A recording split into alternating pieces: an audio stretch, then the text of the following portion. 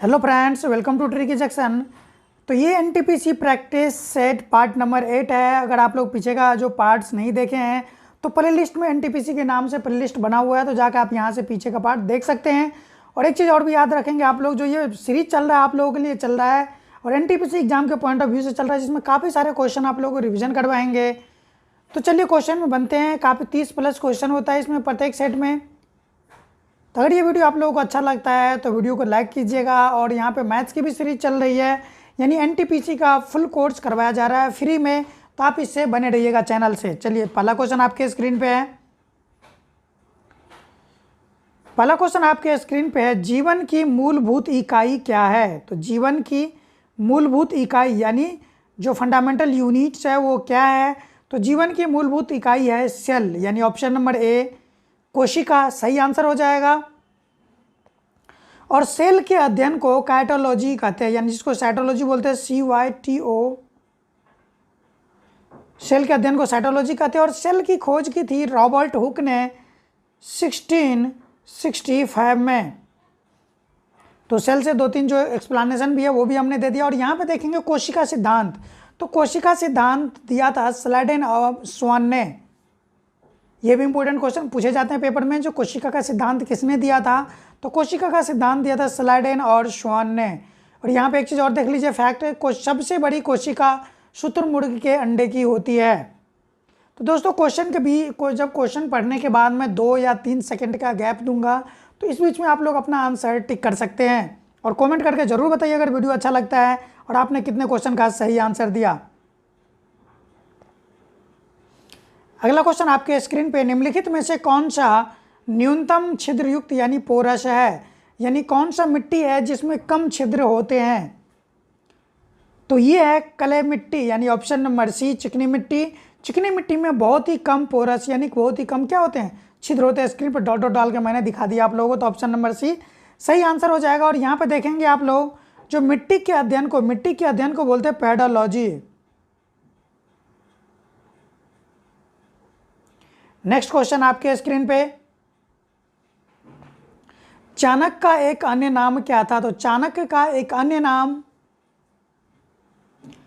विष्णुगुप्त और कौटिल्य था। तो ऑप्शन में विष्णुगुप्त है तो विष्णुगुप्त टिक करेंगे। और चाणक्य चंद्रगुप्त मौर्य का प्रधानमंत्री था। और चाणक्य के द्वारा एक किताब लिखी गई है जिसका नाम है अर्थशास्त्र, जो कि बहुत ही प्रसिद्ध बुक है। और ये लिखेंगे जो अर्थशास्त्र किस चीज़ से संबंधित है? अर्थशास्त्र राजनीतिक से संबंधित है, यानी पॉलिटिक्स से संबंधित है। तो नेक्स्ट क्वेश्चन आपके स्क्रीन पे, ब्रह्मा समाज के संस्थापक कौन थे? यानी ब्रह्मा समाज की स्थापना किसने की थी? तो ब्रह्मा समाज की स्थापना की थी राजा राम मोहन राय ने। और ये ब्रह्मा समाज की स्थापना की थी राजा राम मोहन राय ने 1828 में, यानी 1828 ईस्वी में। हो सकता है नेक्स्ट क्वेश्चन में उसका सन पूछ लिया जाए, तो ये भी आप लोग याद रखेंगे यहाँ से। और राजा राम मोहन राय ने आत्मीय सभा की भी स्थापना की थी 1815 ईस्वी में। और यहाँ पे एक चीज़ देख लीजिए, आदि ब्रह्मा समाज, ये तो ब्रह्मा समाज था, राजा राम मोहन ने स्थापना की थी। और यहाँ पे आदि ब्रह्मा समाज, तो आदि ब्रह्मा समाज की स्थापना की थी 1866 ईस्वी में देवेंद्र नाथ ठाकुर जी ने। चलिए नेक्स्ट क्वेश्चन देखते हैं। आपके स्क्रीन पर अगला क्वेश्चन है,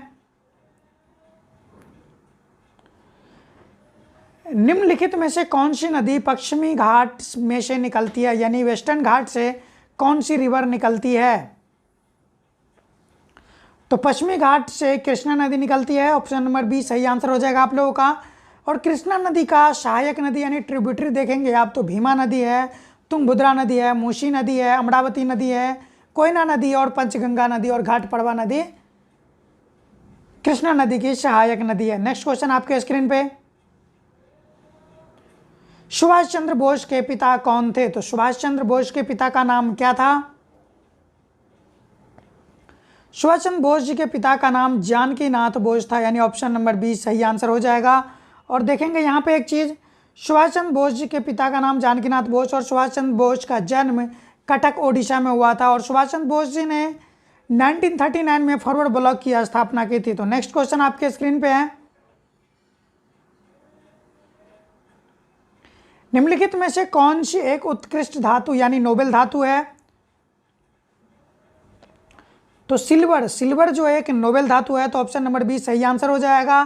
और यहाँ पे एक चीज़ और देख लीजिए, सबसे भारी धातु यानी हैवी वेट धातु जो है वो है ओस्मियम, यानी ओस्मियम OS। और यहाँ पे देखेंगे प्लेटिनियम को सबसे कठोर धातु भी कहा जाता है। जो भी फैक्ट होता है, जो भी एक्सप्लेनेशन होता है, वो भी बीच में हम लोग आपको बता देते हैं, तो यहाँ से इस चीज़ों को आप लोग याद रखेंगे।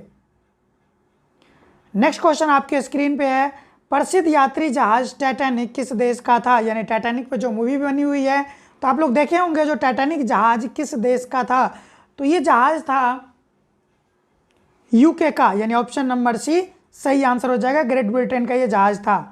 तो मैंने बताया था हर एक क्वेश्चन के बीच में 2 या 3 सेकंड का समय दूंगा, वो दे रहा हूं मैं। तो आप लोग क्या करेंगे, यहाँ से उसको अपना आंसर टिक करते जाएंगे। नेक्स्ट क्वेश्चन आपके स्क्रीन पे है, मैरियाना ट्रेंच, यानी मैरियाना ट्रेंच किस महासागर में स्थित है? यानी ये भी कह सकते हैं मैरियाना गर्त किस महासागर में स्थित है? दोस्तों मैरियाना गर्त प्रशांत महासागर में स्थित है। ऑप्शन नंबर बी सही आंसर हो जाएगा। और ये विश्व की सबसे गहरी ट्रेंच यानी सबसे गहरी गर्त है, और जिसकी गहराई है 11,022 मीटर। याद रखेंगे कितनी है? मीटर। नेक्स्ट क्वेश्चन आपके स्क्रीन पे, मानव शरीर में सबसे छोटी हड्डी, यानी दोस्तों यहाँ पे हड्डी होगा, हड्डी लिखा हुआ है, हड्डी होगा। तो मानव शरीर की सबसे छोटी हड्डी कौन सी होती है? तो मानव शरीर में सबसे छोटी हड्डी स्टेपीज की हड्डी होती है। ऑप्शन नंबर सी सही आंसर है। और ये स्टेपीज की हड्डी होती कहाँ पर है? तो अपने कान में होती है। स्टेपीज की हड्डी कान में होती है। और यहाँ पे देखेंगे जो मानव शरीर की सबसे बड़ी हड्डी होती है तो फीमर, जो जांघ की हड्डी होती है। और ह्यूमन बॉडी में कुल 206 हड्डी होती है, यानी 206 हड्डी होती है। और जो बचपन में यानी बाल्यावस्था में 300 प्लस हड्डी होती है। नेक्स्ट क्वेश्चन आपके स्क्रीन पे, पीछे की ओर उड़ने वाले एकमात्र पक्षी कौन सा है? तो पीछे की ओर उड़ने वाले एकमात्र पक्षी का नाम हमिंग बर्ड है, यानी ऑप्शन नंबर ए सही आंसर हो जाएगा। और यहाँ पे देख लेंगे कीवी, तो कीवी जो है न्यूजीलैंड की राष्ट्रीय पक्षी है। तो नेक्स्ट क्वेश्चन आपके स्क्रीन पे, ऑक्टोपस, ऑक्टोपस के खून का रंग कैसा होता है? आप देखेंगे यहाँ से, तो ऑक्टोपस के खून का रंग कैसा होता है? तो दोस्तों ऑक्टोपस के खून का रंग नीला होता है। और यहाँ से देखेंगे ऑक्टोपस का प्रचलित नाम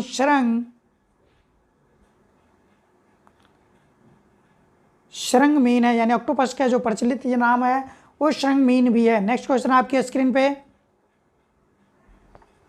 ऑस्ट्रेलिया का सबसे अधिक घनी आबादी वाला शहर कौन सा है? तो ऑस्ट्रेलिया के सबसे अधिक घनी आबादी वाला शहर सिडनी है। ऑप्शन नंबर बी सही आंसर हो जाएगा। और सिडनी डार्लिंग नदी के किनारे बसा हुआ है। और यहाँ से ये भी देखेंगे आप, ऑस्ट्रेलिया की कैपिटल कैनबरा है। नेक्स्ट क्वेश्चन आपके स्क्रीन पे, भारतीय विज्ञान संस्थान कहाँ पर स्थित है? तो भारतीय विज्ञान संस्थान बेंगलुरु में स्थित है। ऑप्शन नंबर बी सही आंसर हो जाएगा। नेक्स्ट क्वेश्चन आपके स्क्रीन पे,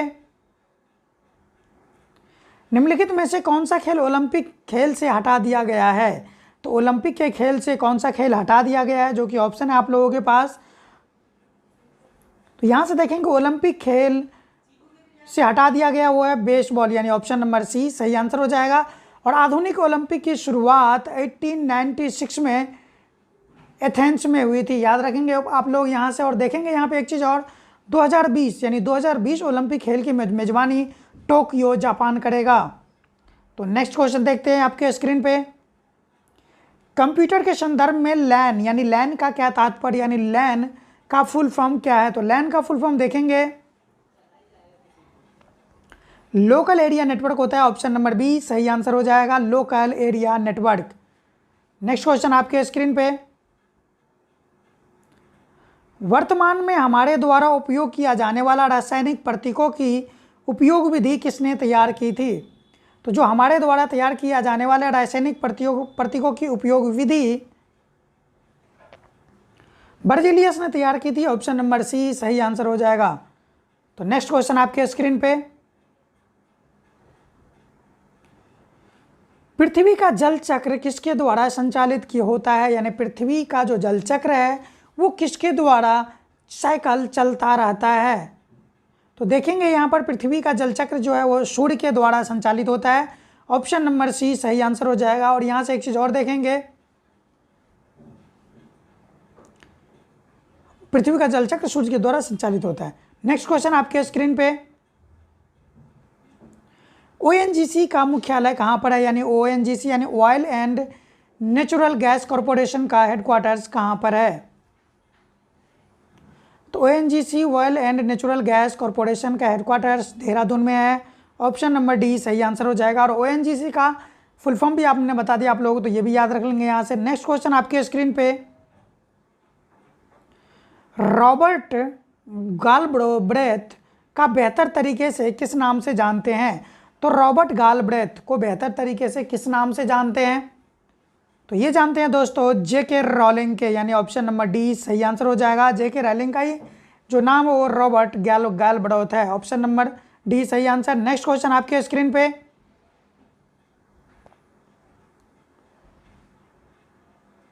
थॉमस कप किस खेल से जुड़ा हुआ है? तो थॉमस कप बैडमिंटन से जुड़ा हुआ है। ऑप्शन नंबर बी सही आंसर हो जाएगा यहाँ पे।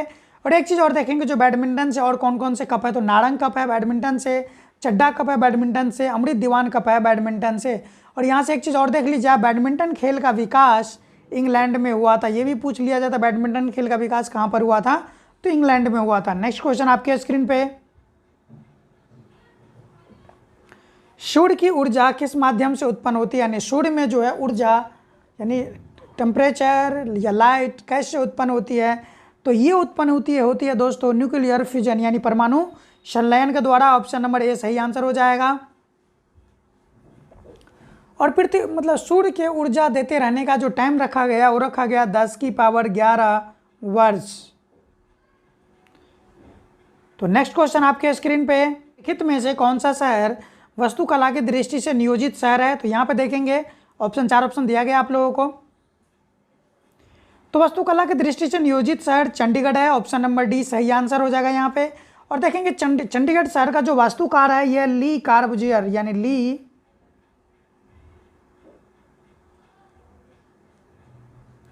और यहाँ से एक चीज़ और याद रखेंगे, चंडीगढ़ में जो सेक्टर वाइज किया गया तो वहाँ पे जो सेक्टर है तो सेक्टर का नाम 13 नहीं रखा गया, यानी पे 13 सेक्टर नहीं है। इसीलिए क्योंकि ली कार्बुजियर 13 में अशुभ मानते थे, तो इसीलिए यहाँ पे सेक्टर का नाम 13 नहीं रखा गया है। तो नेक्स्ट क्वेश्चन आपके स्क्रीन पे है,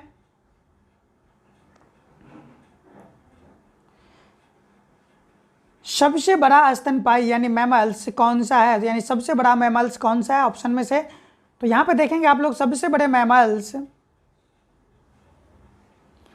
ब्लू व्हेल है। ऑप्शन नंबर सी सही आंसर हो जाएगा। और यहाँ पे देखेंगे जो मैमल्स में यानी स्तनधारी ये होते हैं दोस्तों जो मतलब जो बच्चे को जन्म देते हैं, तो वो क्या हो गया स्तनधारी में। और यहाँ से एक चीज़ देखेंगे, वो स्तनधारी में सबसे अधिक खून गर्म या खून का तापमान बकरी का होता है, लगभग 39 डिग्री सेल्सियस के आसपास होता है।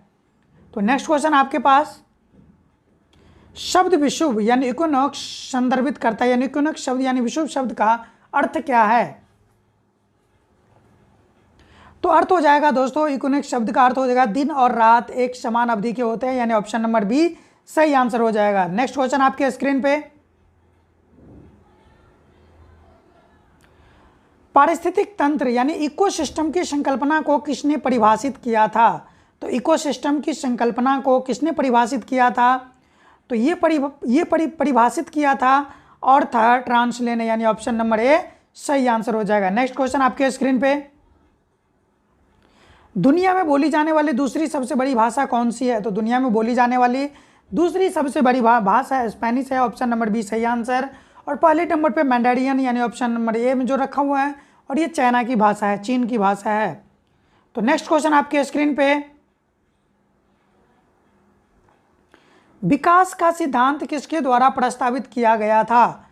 तो विकास का सिद्धांत चार्ल्स डार्विन के द्वारा प्रस्तावित किया गया था। ऑप्शन नंबर ए सही आंसर है। नेक्स्ट क्वेश्चन आपके स्क्रीन पे है, लाइट पेन क्या है? ये कंप्यूटर का क्वेश्चन है, लाइट पेन क्या है? तो लाइट पेन दोस्तों इनपुट डिवाइस है, यहाँ पे ऑप्शन नंबर बी सही आंसर हो जाएगा। और यहाँ से एक चीज़ और देखेंगे, जो इनपुट डिवाइस है कीबोर्ड, वेबकैम, माउस, ये सब इनपुट डिवाइस में आ जाते हैं। तो नेक्स्ट क्वेश्चन आपके स्क्रीन पे, रियाल किस देश की मुद्रा है? यानी रियाल जो है किस देश की मुद्रा है? तो यहाँ पे 4 ऑप्शन दिया गया उसमें, लेकिन रियाल अगर आप लोगों ने याद किया होगा तो ईरान और कतर का याद होगा लोग आप लोगों को। लेकिन यहाँ पे देखिए ये तो ऑप्शन में नहीं है, तो यहाँ पे देखिए रियाल जो है ब्राज़ील की भी मुद्रा है, ऑप्शन नंबर सी सही आंसर हो जाएगा। यानी ब्राज़ील के मुद्रा का नाम रियाल है। और यहाँ से देखेंगे जिसकी मुद्रा रियाल है उसके देश का नाम बता देता हूँ मैं आप लोगों को, तो ईरान, कतर, ओमान, सऊदी अरब और यमन, उनके मुद्रा का नाम भी रियाल ही है।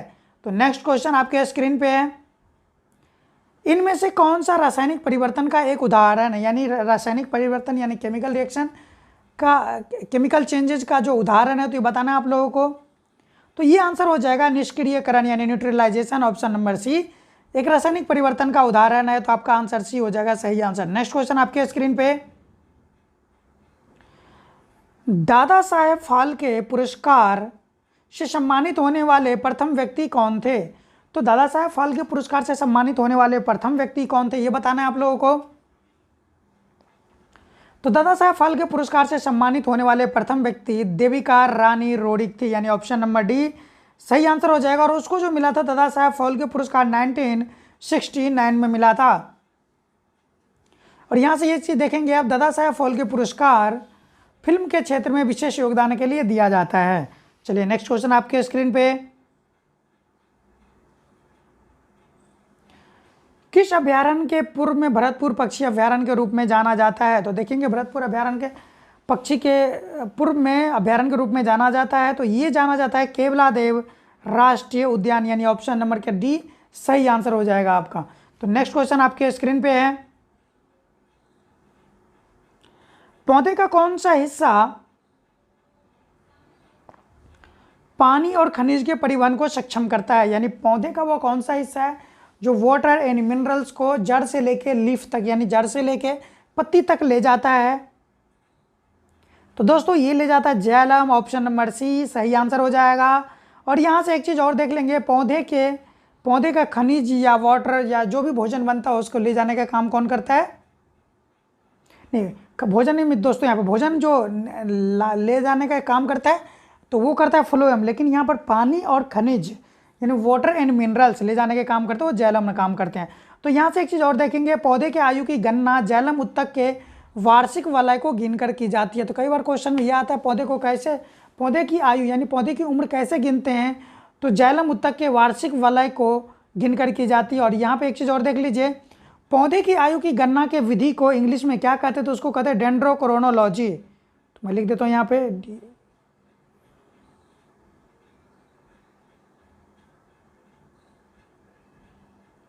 डेंड्रोक्रोनोलॉजी कहते हैं। तो नेक्स्ट क्वेश्चन जो कि आज का आखिरी क्वेश्चन है आपके स्क्रीन पे है, तो आखिरी क्वेश्चन आपके स्क्रीन पे, इनमें से कौन सा एक भारतीय गणितज्ञ थे? तो भारतीय गणितज्ञ कौन थे? तो भारतीय गणितज्ञ थे भास्कर, यानी ऑप्शन नंबर सी सही आंसर हो जाएगा। तो दोस्तों यहाँ पे हम लोगों ने एनटीपीसी का पार्ट नंबर 9 कंप्लीट किया। अगर ये पार्ट आप लोगों को अच्छा लगता है तो वीडियो को लाइक जरूर कीजिएगा और कमेंट करके बताइएगा आप लोगों को किस किस पार्ट पे वीडियो चाहिए।